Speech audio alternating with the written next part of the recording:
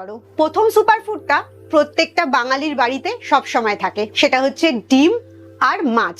বিশেষ করে তুমি যদি সামুদ্রিক মাছ খেতে ভালোবাসো তাহলে সেটা আরো বেশি উপকার দেবে। ডিমের মধ্যে প্রচুর পরিমাণে vitamins, minerals, good protein, good fat এগুলো তো থাকেই। তার সাথে থাইরয়েড ঠিক রাখার জন্য আয়োডিন আর সিলেনিয়ামও থাকে। একটা রিসার্চে দেখা গেছে এই আয়োডিন আর সিলেনিয়াম থাইরয়েডটাকে কন্ট্রোলে রাখে, ঠিকঠাক কাজ করতে দেয়। আর ডিমের মধ্যে এটা প্রচুর পরিমাণে আছে। আর এর সাথে সামুদ্রিক মাছ, কারণ সামুদ্রিক মাছ থেকে আমরা প্রচুর পরিমাণে ওমেগা 3 ফ্যাটি অ্যাসিড আর আয়োডিন পাই। বিশেষ করে আয়োডিনের ঘাটতির জন্যই থাইরয়েডটা বাড়ে। তাই যে খাবারগুলোতে আয়োডিন বেশি আছে সেই খাবারগুলো খেলে অটোমেটিক্যালি তোমার থাইরয়েডটা কন্ট্রোলের মধ্যে থাকছে। আর সামুদ্রিক মাছের মধ্যে আয়োডিনের সাথে ওমেগা 3 ফ্যাটি অ্যাসিডটাও অনেক ভালো আছে, যেটা তোমার ইনফ্লেমেশনটাকে কম করবে এবং থাইরয়েড গ্ল্যান্ডটাকেও ঠিকঠাক কাজ করতে সাহায্য করবে।